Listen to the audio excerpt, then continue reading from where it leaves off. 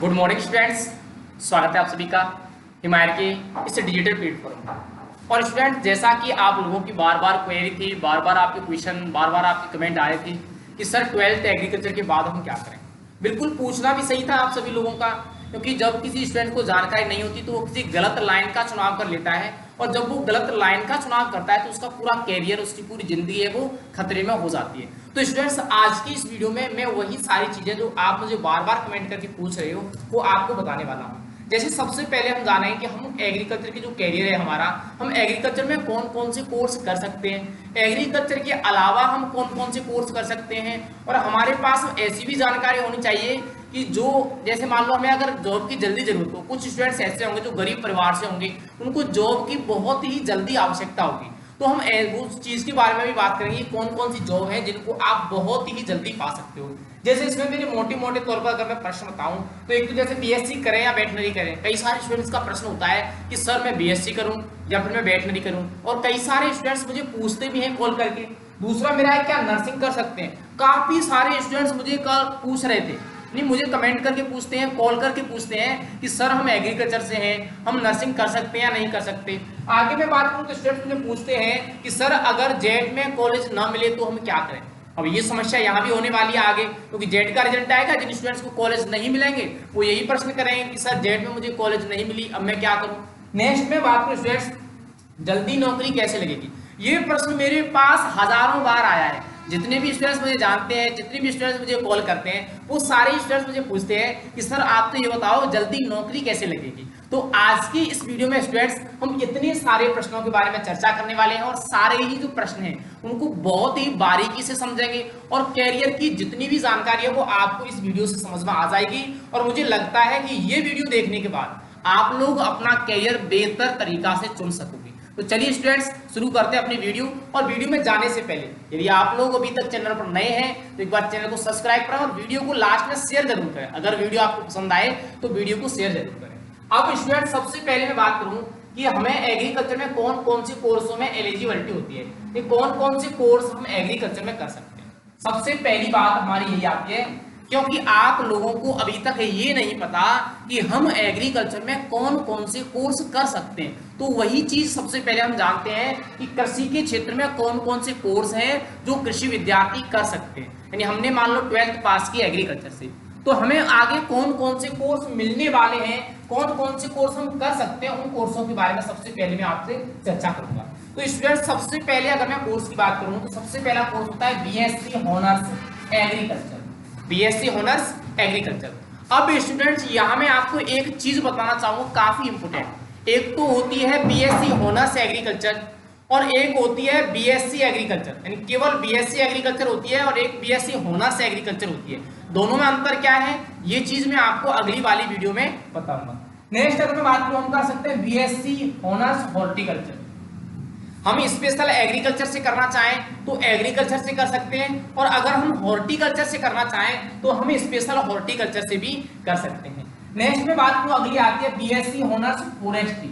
हम किससे कर सकते हैं, फॉरेस्ट्री से कर सकते हैं। नेक्स्ट अगर मैं बात करूं बीएससी ऑनर्स होम साइंस, जो ज्यादातर लड़कियां होती हैं, जो गर्ल्स होती हैं, ज्यादातर गर्ल्स जो बीएससी करती हैं वो बीएससी होम साइंस से करती हैं। जेड का पेपर देती हैं, जेड के पेपर में वो क्या चुनती हैं, फिर बाद में होम साइंस चुनती हैं, तो होम साइंस से वो क्या करती हैं, बीएससी करती हैं। नेक्स्ट में बात करें स्टूडेंट, नेक्स्ट में आता है बीएससी ऑनर्स फूड न्यूट्रिशन। आप किसमें कर सकते हो, आप फूड न्यूट्रिशन में बीएससी कर सकते हो। आप कर सकते हो बीएफएससी फिशरीज साइंस। बीएफएससी यानी यहाँ तो क्या होती है, बीएससी होती है। बीएफएससी क्या है, तो स्टूडेंट्स बीएफएससी है बैचलर ऑफ फिशरीज साइंस। जैसे बीएससी क्या होती है, बैचलर ऑफ साइंस, ऐसे ही अगर बीएफसी की बात करूं तो बैचलर ऑफ फिशरीज साइंस, यानी फिशरी जो मछली पालन है, मछलियों से संबंधित जो विज्ञान है उसमें ग्रेजुएशन होता है, उसको हम क्या कहते हैं, बीएफएससी कहते हैं। आप उसमें भी कर सकते हो। नेक्स्ट बात को आप क्या कर सकते हो, बीटेक कर सकते हो। आप डायरेक्टली बीटेक कर सकते हो 12th करने के बाद, और 12th करने के बाद बीटेक कौन सी होगी, बीटेक डेयरी टेक्नोलॉजी में। आप किसमें कर सकते हो, बीटेक डेयरी टेक्नोलॉजी में कर सकते हो। आप बीटेक किसमें कर सकते हो, फूड टेक्नोलॉजी में कर सकते हो। यानी स्टूडेंट, अगर कोई स्टूडेंट्स इंजीनियर बनने की इच्छा करता है, वो इंजीनियर बनना चाहता है, तो वो एग्रीकल्चर में बीटेक भी कर सकता है। अब आप ये कर कैसे सकते हो वो चीज मैं आपको बता दूं। आपको इन सारे ही कोर्सों को करने के लिए क्या पास करना पड़ेगा, कोई भी एंट्रेंस एग्जाम पास करना पड़ेगा। क्या पास करना पड़ेगा स्टूडेंट्स, कोई भी एंट्रेंस एग्जाम पास करना पड़ेगा। अगर आप इनको राजस्थान से करना चाह रहे हो तो आपको क्या करना है, आपको जेट पास करना है। अगर आप इसको इंडिया लेवल की किसी भी यूनिवर्सिटी से करना चाह रहे हो तो फिर आपको क्या करना है स्टूडेंट्स, फिर आपको CUET का एग्जाम क्वालिफाई करना है। यानी आपको इन कोर्सों को करने के लिए कोई ना कोई एंट्रेंस एग्जाम तो पास करना ही होगा। इतने सारे कोर्स आप किस में कर सकते हो, इतने सारे कोर्स आपको एग्रीकल्चर में प्रोवाइड होंगे। यानी जब आप 12th से एग्रीकल्चर से करते हो तो एग्रीकल्चर से करने के बाद आपको इतने सारे कोर्स प्रोवाइड होते हैं BSc लेवल पर। कौन कौन से वो मैंने सारे बता दिए। इसके लिए आपको करना क्या है, आप प्राइवेट भी कर सकते हो, ऐसे नहीं है कि प्राइवेट नहीं होती, लेकिन प्राइवेट का जो वैल्यूएशन होता है, नॉलेज होती है, वो काफी निम्नतर होती है। आप मेरे हिसाब से गवर्नमेंट से करो, और गवर्नमेंट के लिए आपको क्या करना है, आपको एंट्रेंस देना है, या जेट का देना है या CUET का देना है। अगर कोई लोकल का कहीं स्टेट अदर स्टेट का है तो उसके लिए अदर स्टेट का कोई टेस्ट होता होगा। इनके अलावा जैसे मान लो कोई स्टूडेंट क्या कहते हैं कि सर मैं तो BA करना चाहता हूँ, मैं ग्रेजुएशन में क्या करना चाहता हूँ BA, तो वो BA भी कर सकता है। अगर आप एग्रीकल्चर के स्टूडेंट क्या करना चाहते हैं, BA करना चाहते हैं, तो आप BA भी कर सकते हो। अगर आप एग्रीकल्चर के स्टूडेंट BCA करना चाहते हैं, BCA, तो आप BCA भी कर सकते हैं। BCA क्या होता है, BCA होता है बैचलर ऑफ कंप्यूटर साइंस। क्या होता है, बैचलर ऑफ कंप्यूटर साइंस, तो आप BCA भी कर सकते हो। तो इतने सारे कोर्स आप कर सकते हो। जैसे किसी का अगर कोई कह रहा है कि मैं BSc नहीं कर रहा सर, मैं BA कर लूंगा, तो वो BA भी कर सकता है। तो मैंने यहाँ इस पॉइंट में तो आपको केवल क्या बताया, मैंने इस पॉइंट में आपको केवल बताया कि एग्रीकल्चर में आपको कौन कौन से कोर्स मिलते हैं। ये कोर्स आपको मिलते हैं, इन कोर्सों के बारे में आपको जानकारी यहाँ मिल गई। नेक्स्ट में आगे आपको क्या बताने वाला हूँ स्टूडेंट्स, वो चीज काफी इंपोर्टेंट होने वाली है। चलिए अब हम देखते हैं, ये तो कैसे हो गए, ग्रेजुएशन कोर्स हो गए। अब कुछ कोर्स कैसे आते हैं स्टूडेंट्स, कुछ कोर्स आते हैं डिप्लोमेटिक यानी डिप्लोमा कोर्स। ग्रेजुएशन कोर्स की बात करूं तो ग्रेजुएशन में यानी जो आपको कौन कौन से मिलते हैं, जो BSc वाले मैंने कोर्स बताए वो तो ग्रेजुएशन में आपको मिलेंगे। अगर कोई स्टूडेंट चाहता है कि सर मैं ग्रेजुएशन नहीं कर रहा, मैं तो डिप्लोमा करूंगा, तो आपको डिप्लोमा कौन कौन से मिलते हैं और कौन सा डिप्लोमा सही होता है वो चीज मैं आपको यहाँ डिस्क्राइब कर देता हूँ थोड़ी सी। अगर स्टूडेंट्स एग्रीकल्चर में मैं डिप्लोमा की बात करूं तो सबसे मोस्ट जो डिप्लोमा है और हमारे यहाँ राजस्थान में जो सबसे ज्यादा चलता है वो कौन सा है, वेटनरी। आप क्या कर सकते हो, डायरेक्ट वेटनरी कर सकते हो। इसके लिए आपको क्या करना है, इसके लिए आपकी काउंसलिंग होती है और परसेंट बेस पर आपको कॉलेज मिलती है, तो आप आसानी से क्या कर सकते हो, वेटनरी कर सकते हो।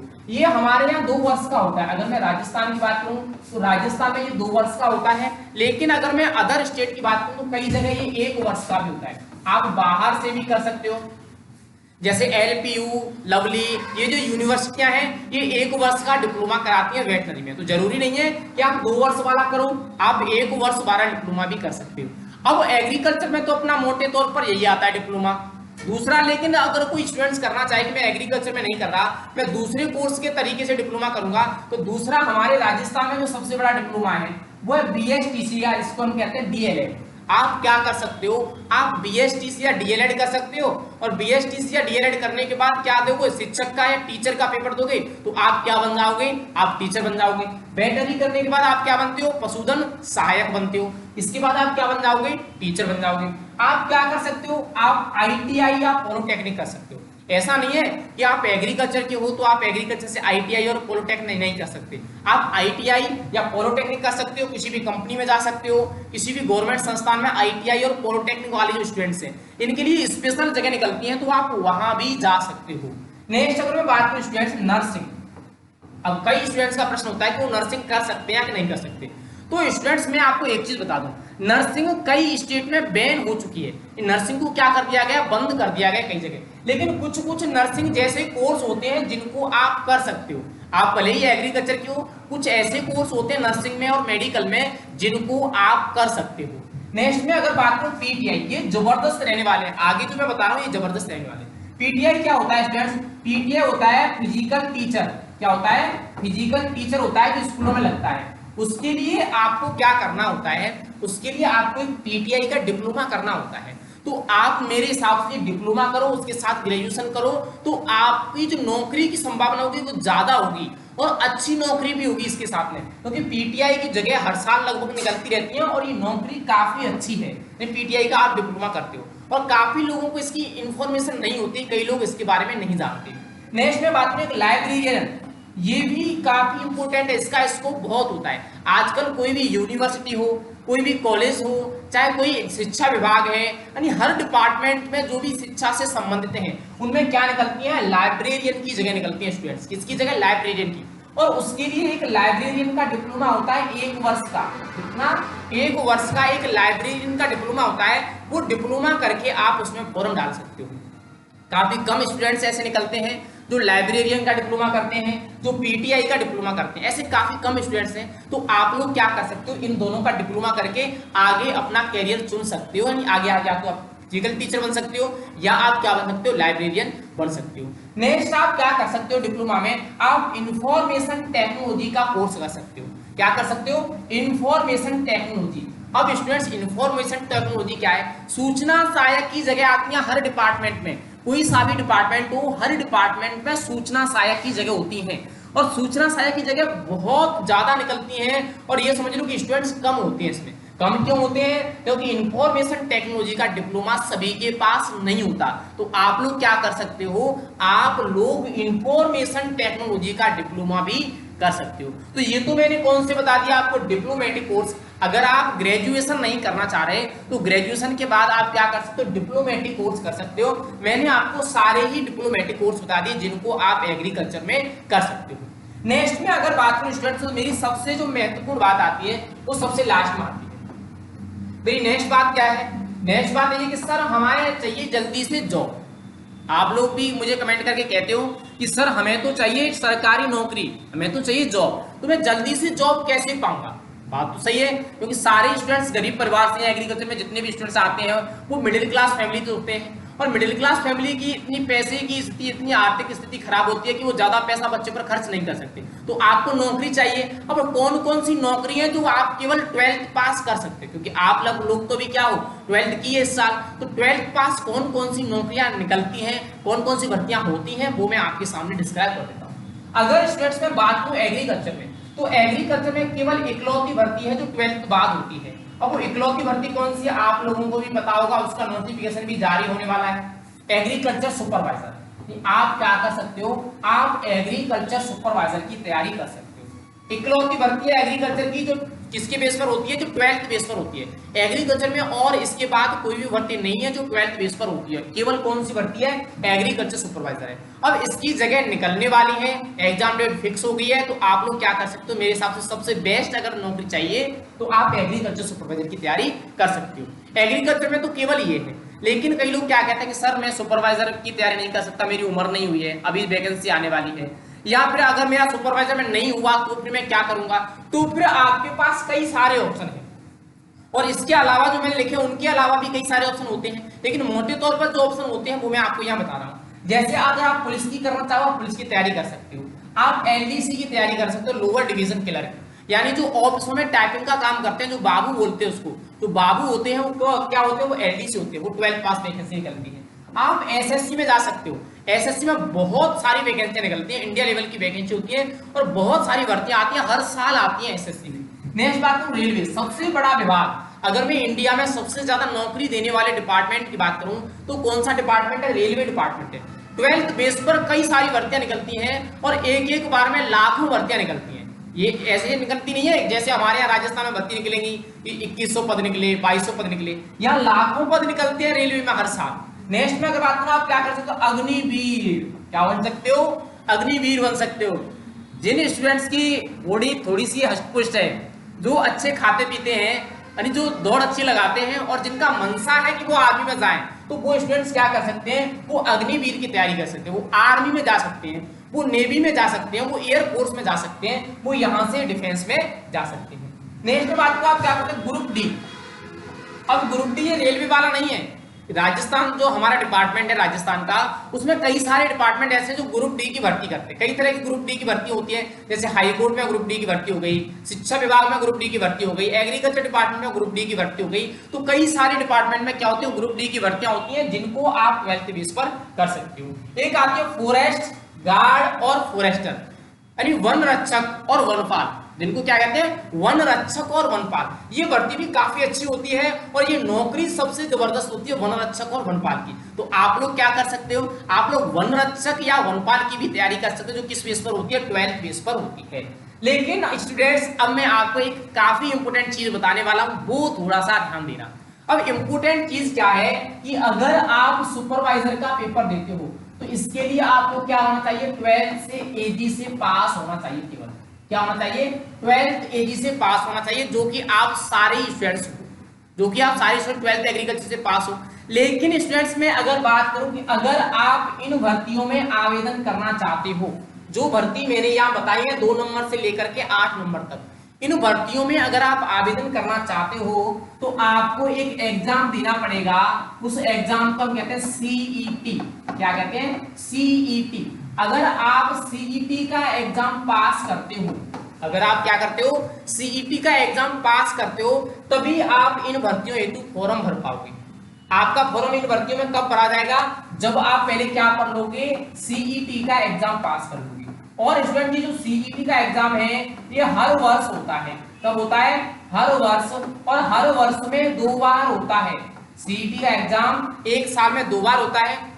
तो आप लोग अगर एग्रीकल्चर के अलावा किसी कंपटीशन में जाने की मंशा कर रहे हो तो आप लोग क्या करना, पहले सीईटी का फॉर्म भरना और सीईटी क्वालिफाई करना। जब आप सीईटी क्वालिफाई कर लोगे तो इन भर्तियों के लिए आप क्या कर सकते हो, आवेदन कर सकते हो। और आवेदन करके आप मनचाही भर्ती, जिस भर्ती में आप जाना चाहो, जिस नौकरी में आप जाना चाहो, उस नौकरी में आप जा सकते हो। तो ये थी स्टूडेंट्स आज की हमारी काफी इंपोर्टेंट जानकारी।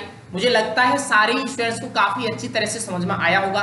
हमने पहले भी एक वीडियो बनाई थी, लेकिन वो वीडियो दूसरे तरह से थी, दूसरे टॉपिक पर थी। ये वीडियो उससे काफी अलग है, ये उससे काफी खास है। तो चलिए स्टूडेंट्स आज के लिए इतना ही काफी है। और अगर आपकी कोई भी क्वेरी है, अगर आप कोई भी प्रश्न पूछना चाहते हैं तो हमारे लिए आप मैसेज कर सकते हैं, चाहे हमारा व्हाट्सएप हो, चाहे हमारा टेलीग्राम हो, चाहे हमारी फेसबुक हो, चाहे हमारा यूट्यूब हो, चाहे हमारा मोबाइल नंबर हो। आप कहीं पर भी हमें मैसेज कर सकते हैं। आपके मैसेज का रिप्लाई जल्द से जल्द देने की हम कोशिश करेंगे। तो स्टूडेंट्स मेरे ख्याल से आपको समझ में आया होगा, और समझ में आया है तो एक बार वीडियो को लाइक करके जरूर जाना और वीडियो को शेयर जरूर करना। Thank you.